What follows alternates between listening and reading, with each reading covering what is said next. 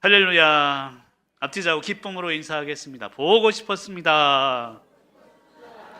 감사합니다. 오늘 1년을 마무리하는 송년주일입니다. 오늘 말씀을 통해서 1년을 돌아보시고 내년 한 해를 소망하는 귀한 예배와 말씀이 되시기를 간절히 축복합니다. 오늘 말씀의 제목이 함께 일어나 베델로 2입니다. 원이 있었다는 얘기겠죠. 그럼 사실은 오늘 우리가 읽은 본문 말씀과 함께 일어나 베델로라는 제목을 가지고 올해 첫 주일날 말씀을 전했습니다. 오늘 한 해를 마무리하면서 1년 동안 선포되었던 말씀대로 살아왔는지 돌아보는 귀한 시간이 되시기를 간절히 축원합니다. 2024년 마지막 주일, 돌아봄의 주일이라고 저는 믿습니다. 돌아보면 모든 것이 은혜입니다. 여러분, 인간의 연약함은 지나고 나서야 깨닫는다는 데 있습니다. 늘 그때는 잘 모릅니다. 지나고 나서야 은혜를 깨닫게 된다는 것이죠. 지금의 상황도 지나고 나면 모든 것이 하나님의 은혜로 변화될 줄 믿습니다. 오늘이 힘들지만 내일은 하나님의 은혜로 가득하게 될 줄 믿으면서 오늘의 아픔들을 이겨가시는 귀한 성도님들 되시기를 간절히 축원합니다. 1년을 돌아보면서 그런 생각이 들었습니다. 상식이 없는 시대를 살아가고 있지 않나 라는 생각이 들었습니다. 이런 공정과 상식, 이것이 우리 이 나라 이 민족을 이끌어가는 그 두 가지의 축이었습니다. 근데 중요한 것은 공정을 위해서는 불공정한 과정을 견딜 수 있어야 된다는 것입니다. 상식을 위해서도 마찬가지입니다. 비상식적인 일들을 넘어서야 공정과 상식은 만들어질 수 있는 것입니다. 그것을 참지 못한다면 공정할 수도 없고 상식적이지도 않는다는 것입니다. 지금의 상황이 딱 그런 상황이 아닐까라는 생각이 듭니다. 권력을 위해서 그리고 세상적인 목적을 위해서 살아간다면 하나님이 원하시는 하나님의 나라와 의가 이 땅에 이루어질 수 없음을 오늘 말씀을 통해 깨달을 수 있기를 바랍니다. 여러분, 그런 의미에서 신앙의 목적은 목에 힘주기 위해서가 아닙니다. 오히려 철저하게 힘을 빼기 위함이 신앙의 목적임을 우리는 깨달아야 합니다. 여러분, 힘을 빼야 그제서야 하나님이 보이기 때문입니다. 힘주면요 세상이 보입니다. 권력이 탐납니다. 하지만 힘을 빼는 순간부터 진정한 하나님이 보인다는 것입니다. 그리고 평안이 오게 됩니다. 여러분, 걱정 근심이 있다는 것은 내 안에 하나님이 부재하다는 증거입니다. 하나님이 동행하신다면 늘 평안이 있기 때문입니다. 여러분, 시편 107편 30절은 이런 말씀을 기록합니다. 평온함으로 기뻐하는 중에 바라는 항구로. 여러분, 기억하실지 모르겠습니다만 첫 주일날, 올해 첫 주일날 이 말씀을 제가 읽어드린 적이 있습니다. 올 한 해는 평안할 것입니다. 기뻐할 것입니다. 바라는 항구로 하나님이 인도하실 것입니다. 아무도 아멘도 안 해주시고요. 이제 마지막 주일이라고 아멘 소리가 적습니까? 여러분, 그런 말씀을 전한 적이 있습니다. 근데 돌이켜보니 평온하고 기뻐함도 있었지만 우리가 바라는 항구로 하나님이 인도하신 한 해였나, 그런 생각을 해보게 됩니다. 내가 기대한 대로 사실은 되지가 않았습니다. 성전 건축만 해도 그렇습니다. 얼마나 우리가 간절하게 성전 건축을 위해서 함께 일어나 베델로 성전으로 나아갑시다. 그런데 첫 삽도 뜨지 못하는 지금의 상황을 바라보며 하나님, 내가 바라는 항구, 우리 성도님들이 바라는 항구 인도함을 못 받았습니다. 이런 생각을 가지게 되었습니다. 하지만 중요한 사실이 있습니다. 내가 기대한 대로 되지 않았지만 하나님이 원하는 대로 하나님은 인도하셨다는 것입니다. 몇 년 전에 중국에 선교를 청년들을 이끌고 간 적이 있습니다. 그래서 먼 곳에서 왔다고 얼마나 제가 맛있게 그 족발 같은 게 있더라고요. 우리 나원사님 어디 계세요? 족발 같은 걸 삶아가지고 이렇게 주는데 얼마나 맛있는지 몰라요. 야, 잘 먹고 나서 그 다음에 차를 내오는데 그때 제 마음이 좀 실망을 했어요. 왜 그런가 하면 깨진 찻잔에다가 차를 주시더라고요. 아니, 잘 먹어놓고 찻잔은 깨진 찻잔을 가지고 저에게 차를 주는 거예요. 근데 나중에 들은 얘기입니다만 중국에서는요 가장 귀한 손님에게 깨진 찻잔으로 대접을 한대요. 그게 가보로 내려오는 그런 찻잔이랍니다. 그럼 제가 그런 존재입니다. 근데 그때 깨달은 게 있어요. 아, 그렇구나. 우리의 상처가 모여, 아니 나의 상처가 모여 우리의 사명이 되는구나. 여러분, 상처가 받은 그 아픔이 있지만 그것이야말로 하나님이 우리를 귀하게 여긴다는 증거임을 깨달아야 될 줄 믿습니다. 1년을 돌아보면 상처가 많죠. 가정에도, 여러분 개인에게도, 교회에게도 상처가 많습니다. 하지만 하나님은 그 상처를 통해서 우리의 사명을 이루게 하시고 반드시 사명을 통해서 하나님의 나라와 의를 간구하게 될 줄 믿습니다. 1년을 돌아보면서 사자성어가 생각이 났습니다. 결리망이라는 사자성어가 생각이 났습니다. 이 말은 이로움을 보자 의로움을 잊었다라는 뜻입니다. 그럼 지금의 상황이 그렇지 않을까요? 의로움을 위해 산다고 하지만, 의로움을 위해, 나라와 민족을 위해 산다 하지만 결국에는 개인의 이로움을 위해서 의로움을 포기하는 시대가 지금 시대가 아닐까라는 생각이 듭니다. 사사기 21장 25절에 보면 그런 말씀이 있습니다. 각기 자기의 소견에 옳은 대로. 또 전국을 얘기해서 죄송합니다만 탄핵받는 사람이나 탄핵하는 사람이나 똑같은 거 아닙니까? 각기 자기 의견에 옳은 대로가 아니라 하나님의 뜻대로 살아가야 이 나라 이 민족도 의로운 나라로, 이로운 나라가 아니라 의로움을 회복하게 될 줄 믿습니다. 여러분, 2024년을 마무리하면서 이로움이 아니라 의로움을 바라보는 저와 여러분이 되시길 간절히 축원합니다. 새로운 한 해를 기억하시고 소망하시길 바랍니다. 새로운 직장과 새로운 가정, 교회의 모습을, 새로운 나라의 모습을 소망하시기를 바랍니다. 여러분, 중요한 것은요, 사람 한 사람 바꾼다고 나라가 변하는 게 아닙니다. 우리 모두가 바뀌어야 변하는 것임을 깨달아야 되는 것입니다. 그러기 위해서 들으셔야 합니다. 하나님의 말씀을 들으시기를 바랍니다. 두 번째는 사람의 말 좀 들으시기를 바랍니다. 이런 말에 담긴 진심을 들으라는 것입니다. 때로는 오해가 있기도 하지만 말에 담긴 진심을 들을 때에 우리의 삶은 이로움이 아니라 의로움을 향하여 나아가게 될 줄 믿습니다. 하나님의 말씀을 통해 생긴 게 우리의 존재고 우리의 인격입니다. 이런 personality라는 단어가 있죠. 미국에서 오신 분이 계십니다만 이게 원래는 라틴어 페르소나에서 온 그런 말입니다. 페르, 퍼라는 뜻이죠. 뭐뭇을 통해서라는 뜻이고요. 조나라는 것은 소리, 말씀을 의미합니다. 즉 말씀이 나를 관통해서 생긴 존재, 인격, 그게 바로 나의 존재임을 분명하게 우리는 깨달을 수 있어야 되는 것입니다. 사랑하는 성도 여러분, 2024년을 마무리하면서 말씀이 나를 관통해서 내년 한 해는 새로운 존재로, 새로운 인격으로 사시는 저와 여러분이 되시기를 간절히 축원합니다. 오늘 말씀을 통해 첫 번째로 1년을 마무리하면서 우리가 깨달아야 되는 게 있습니다. 나의 아픔과 함께 하신 하나님을 늘 기억하자는 것입니다. 첫 번째로 한번 읽어주시면 좋겠습니다. 첫 번째로 우리 1절 말씀 같이 읽습니다. 하나님이 야곱에게 이르시되 일어나 베델로 올라가서 거기 거주하며 내가 내 형 에서의 낯을 피하여 도망하던 때에 내게 나타났던 하나님께 거기서 제단을 쌓으라 하신지라. 아멘. 빨간 글씨를 보시면 도망하던 때에 힘들고 어려울 때가 있었습니다. 근데 그때 하나님이 나타나셨다는 것입니다. 2024년 여러분 아픔이 많으셨죠? 상처가 많으셨죠? 근데 아픔은요, 여러분 잊어버릴수록 힘들어집니다. 아픔은 잊어버리는 게 아닙니다. 오히려 기억하고 소망하는 것이 아픔이 되어야 합니다. 과거의 아픔을 잊으려고만 하니 우리 삶에 문제가 생기는 것입니다. 오늘 말씀 내 형 에서의 낯을 피하여 도망하던 때 그 아픔이 있습니다. 너무도 힘든 외로움이 있습니다. 하지만 그때 나타났던 하나님을 기억하라는 것입니다. 그런 의미에서 보면 아픔은 잊는 게 아니라 기억하는 것임을 믿으시길 간절히 축원합니다. 그럼 야곱을 보세요.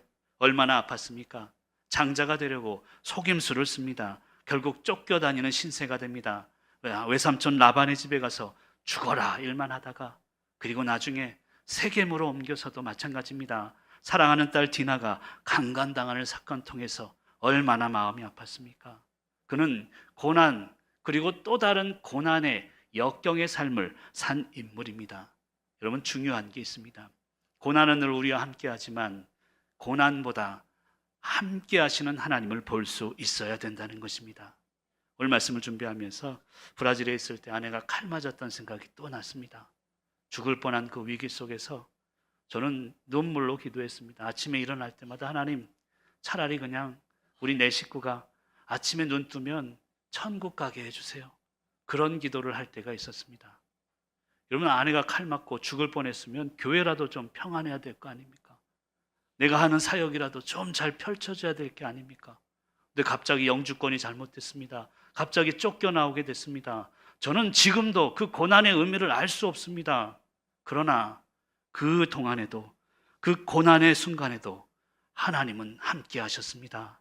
그것은 확신하고 있다는 것입니다. 창세기 28장 16절에 보면 이런 말씀이 있습니다. 야곱이 잠이 깨어 이르되 여호와께서 과연 여기 계시거늘 내가 알지 못하였도다. 2024년 모르긴 몰라도 상처와 아픔이 있었을 것입니다. 하지만 우리가 영적인 눈을 떠서 보면 하나님이 함께 하셨구나. 내가 세상만 보다 하나님이 계신 것을 보지 못했을 뿐이구나. 이런 믿음의 고백을 하는 저와 여러분들이 되시기를 간절히 축원합니다. 여러분, 2024년들을 보면서 아까도 얘기했지만 기대된 대로, 기도한 대로 되지 않은 게 너무 많습니다. 성전 건축만 해도 마찬가지입니다. 여러분, 제가 현장 소장 출신 아닙니까? 우리 교회 보내면서 그래, 하나님의 뜻이 있구나. 내년이면 5년 차인데 첫 삽도 못 떴다니까요. 하나님, 이런 일이 어디 있습니까? 그래도 눈에 보여주셔야지. 그러나 2024년을 돌아보면서 기대한 대로 되지 않았지만 하나님의 뜻대로 흘러간 것만큼은 확신하는 것입니다. 우리의 삶도 마찬가지입니다. 내 아픔, 고난이 있지만 고난 속에 하나님은 함께 하셨습니다. 그 믿음으로 2024년을 마무리하시기를 간절히 축원합니다. 흐르는 물은요, 얼지 않습니다. 생각도 마찬가지입니다. 생각도 흘러야 얼지 않는 것입니다. 고여있는 물이 얼듯이 생각이 고여있으면 상황을 비난하게 됩니다. 사람을 비판하게 되는 것입니다. 그래서 오늘 말씀을 통해 여러분께 권면하고 싶은 게 있습니다. 우리의 생각이 고여있지 않도록 계속 노력하셔야 합니다. 첫 번째는 계속 성령이 충만하도록 노력하셔야 합니다. 여러분, 성령 충만하면 생각에 생명력이 불어넣어지게 됩니다. 내 생각, 한쪽으로 치우쳤던 내 생각이 계속 흘러가게 되는 것입니다. 계속 성령을 유지하시길 바랍니다. 두 번째는 계속 말씀입니다. 여러분, 말씀이 들어오면 생각이 따뜻해져요. 차가웠던 내가, 누군가를 비난하던 내가 말씀이 들어오면 생각에 따뜻함이 깃들게 됩니다. 세 번째는 계속 기도입니다. 생각에 꾸준함을 유지하기 위해서는 계속 기도해야 될 줄 믿습니다. 그래야 우리의 생각이, 우리의 영이 얼지 않고 따뜻하게 될 줄 믿습니다. 여러분, 일주일을 보내면서 얼마나 많은 시간을 하나님과 교제하고 예배드리고 있습니까? 여러분, 자녀들 키우고 계시죠? 일주일에 168시간이 일주일입니다. 갑자기 자녀들이 저에게 와서요, 아빠, 나 학교 안 가고 일주일에 1시간만 학교 갈게. 그럼 제가 뭐라고 할까요? 아마 제 방에 있는 죽도로 그냥 패지 않을까요? 여러분, 영적인 부분도 마찬가지입니다. 168시간을 일주일을 살아가면서 1시간만 교회 나와서 예배드리고 나머지는 세상에서 살아간다면 그것 또한 좋은 것은 아니라는 것입니다. 여러분, 오해하지 마십시오. 사람 불리려고 하는 거 아닙니다. 영적으로 우리가 하나님 안에 푹 빠져 살 수 있는 내년 한 해가 될 수 있기를 간절히 축복합니다. 내년에는 오후 예배가 이제 정상적으로 드려집니다. 코로나로 인해서 중단되었던 예배를 살리기 위해서 작년에는 한 달에 한 번 드렸고요, 올해는 2번 드렸습니다. 내년에는 이제 정상적으로 드리게 됨이 감사합니다. 중요한 게 있습니다. 하나님이 원하는 건요, 예배가 아니에요. 예배자를 원하십니다. 예배가 아무리 많아도 하나님이 원하는 것은 예배를 드리는 사람의 있음을 믿으시길 간절히 축원합니다. 그 마음으로 날마다 승리하시기를 간절히 축원합니다. 얼마 전에, 며칠 전입니다, 어떤 어르신을 신방 갔다가 그분이 그러더라고요. 목사님, 지금은 카리스마 있는 지도자가 있어야 됩니다. 예전에 박정희 대통령님 같은 분이 필요합니다. 그런 얘기를 하시더라고요. 여러분, 어떻게 생각하십니까? 물론 분명한 카리스마가 필요한 시대인 것은 맞습니다. 하지만 카리스마의 어원은 카리스, 은혜임을 잊어서는 안 됩니다. 너 이거 해, 저거 해 강요해서 힘으로 얻는 게 카리스마가 아니라 은혜에 적셔지면 어떤 카리스마보다 능력이 강력함을 믿으시길 바랍니다. 이제 2024년을 마무리하면서 내년 한 해 카리스마가 넘치는 한 해가 되시길 바랍니다. 은혜에 적셔지고 그 어떤 세상의 카리스마보다 은혜에 치우치지 않고 하나님만 바라보는 귀한 은혜의 삶을 살아가시기를 간절히 축복합니다. 시간이 지날수록 인간은요, 죄가 계속 쌓입니다. 우리의 생각에는 선행이 쌓일 것 같지만 그렇지 않습니다. 일주일 살아오면서도 저도 그래요. 얼마나 많은 죄가 일주일 동안 나는 쌓았을까? 여러분, 뉴스를 보니까 예전에는요, 우리 연말에 음주 측정했거든요. 음주 단속. 지금은 마약 측정한대요. 경찰들이 딱 세워놓고 마약을 측정하는 그런 시대에 우리가 살고 있습니다. 이런 시대에 우리가 회복해야 되는 것은 지금 시대가 아프고 상처가 많지만 그럼에도 하나님은 늘 우리와 동행하시는구나. 그 하나님만을 바라보며 승리하시기를 간절히 축원합니다. 그 두 번째로 2024년 의복을 바꾸어 입은 한 해였음을 감사하시기를 바랍니다. 우리 2절 말씀 같이 한번 큰 목소리로 읽을까요? 시작.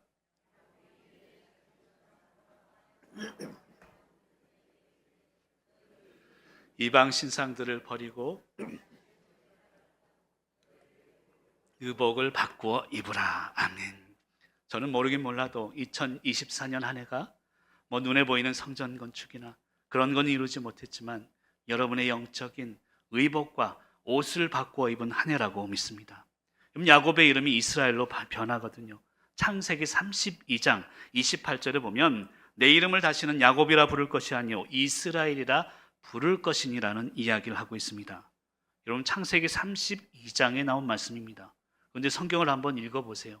33장, 34장, 35장까지 야곱을 이스라엘이라고 부르지 않습니다. 아니, 야곱 너 이름 이스라엘이라 분명히 이야기해놓고 야곱을 그대로 야곱이라 부릅니다. 왜 그럴까요? 야곱이 이스라엘이라고 불리지 않는 이유가 있습니다. 첫 번째는요, 이스라엘은 여러분 민족의 이름입니다. 지금도 야곱 개인의 이름이기도 하지만 이스라엘이라는 나라가 있습니다. 이스라엘 나라가 의지했던 것을 버리지 못했기 때문에 여전히 야곱으로 불린다는 것입니다. 2절 중반부에 보면 이런 말씀이 있습니다. 너희 중에 있는 이방 신상들을 버리고, 아직까지 이방 신상들을 계속 의지하기 때문에 하나님은 이스라엘이라 명명했으면서도 이스라엘이라 부르지 못하고 있습니다. 그리고 두 번째, 야곱 자신도 의지했던 것들을 버리지 못했기 때문입니다. 여러분, 야곱이 의지했던 것들이 많지만 그 중에 창세기 35장 20절에 보면 야곱이 라헬의 묘에 비를 세웠더니라는 말씀이 나옵니다. 라헬이 죽었다는 거예요. 그리고 21절에 와서 비로소 창세기 35장 21절에서 이스라엘이라고 이름이 바뀝니다. 그럼 라헬이 죽었다? 이것은 이 이스라엘, 즉 야곱이 의지했던 그 존재를 내려놨다는 것을 의미합니다. 사랑하는 성도 여러분, 내가 지금까지 의지했던 존재를 내려놓지 못하면 변하지 않는 것입니다. 사랑하는 성도 여러분, 2024년을 마무리하면서 내가 무엇을 벗고 살고 있는지를 깨닫는 시간이 되시기를 간절히 축복합니다. 우리가 벗어야 할 것이 무엇일까요? 첫 번째, 오늘 말씀을 통해서 과거를 벗어야 합니다. 여러분, 과거는요, 회개로 벗을 수 있는 것입니다. 회개하지 않고 과거를 벗을 수는 없는 것입니다. 그런데요, 인간의 죄성이 문제입니다. 인간은, 잘 들어보세요, 회개할 능력조차 없는 존재입니다. 나는 회개합니다, 잘못했습니다라고 회개한다 하지만 인간의 안에 있는 죄성 때문에 우리는 회개할 능력조차 없습니다. 그러나 하나님은 우리를 변함없이 품어주시고 사랑하십니다. 그리고 마침내 나를 회개에 이르게 하신다는 것입니다. 결과적으로 보면 회개에서 우리가 용서받는 게 아닙니다. 하나님께서 미리 용서하셨기에 회개가 가능하다는 것입니다. 한번 읽어볼까요? 제가 얘기하는 것보다 여러분 한번 읽으면서 뜻을 되새기는 게 좋을 것 같습니다. 같이 한번 큰 목소리로 읽겠습니다. 시작.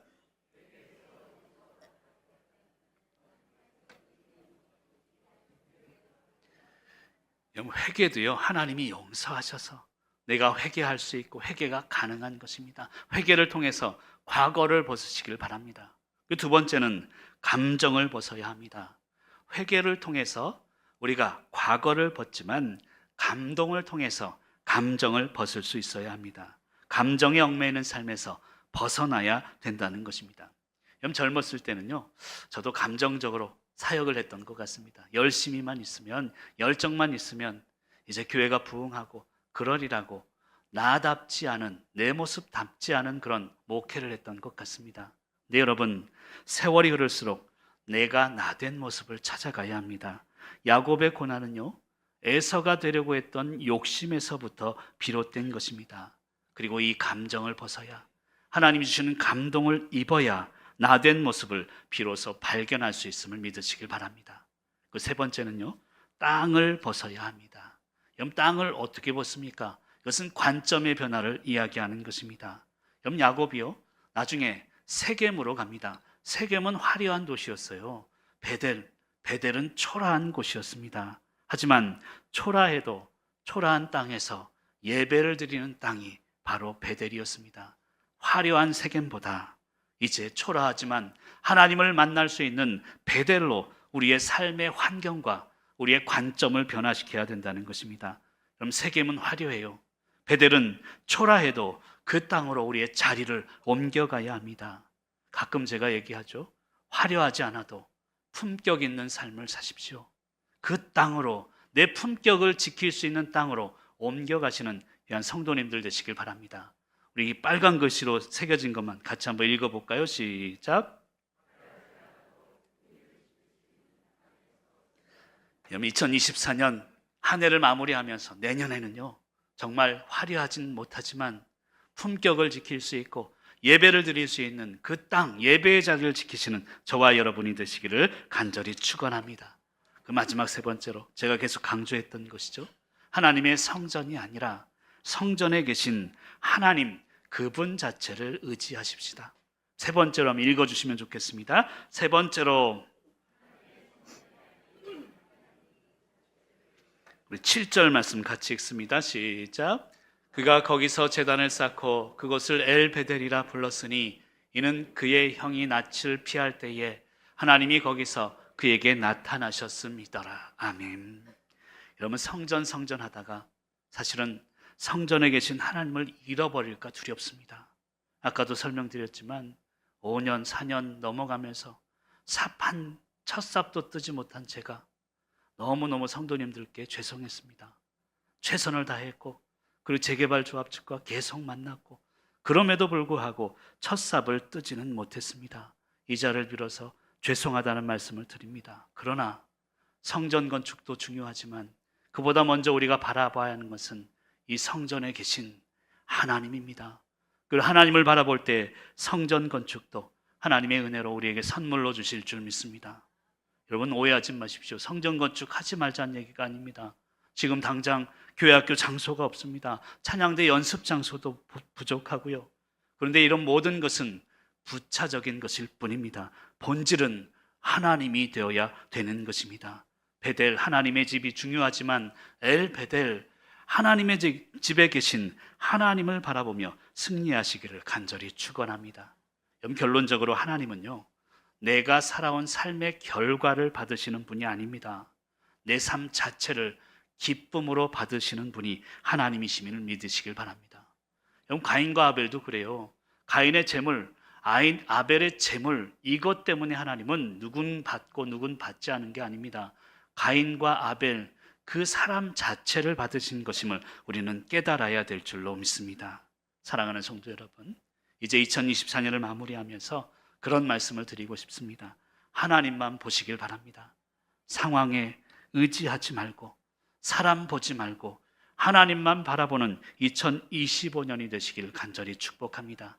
한번 따라하면 좋겠습니다. 무디어지지 말고 익숙해집시다. 이런 관계는요, 시간이 지날수록 무디어지면 문제가 생깁니다. 부부가 싸우는 이유는 무디어지기 때문입니다. 익숙해지면 싸우지 않는 것입니다. 2025년 한 해 여러분 부족한 종이 말씀과 기도에만 전념할 수 있도록 도와주시길 바랍니다. 부탁드립니다. 방관자가 되지 마시길 바랍니다. 방관자만 모인 교회는 능력이 없습니다.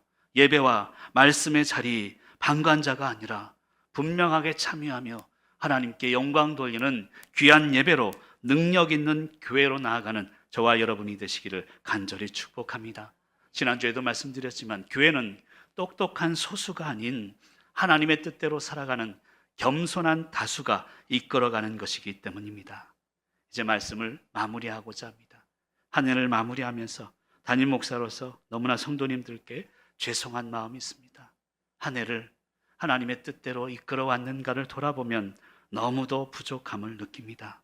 그러나 감사한 것은 고난과 역경 속에서도 눈에 보이는 성전 건축의 첫 삽은 못 떴지만 보이지 않는 성장을 이루었음을 성도님들께 감사하게 되는 것입니다.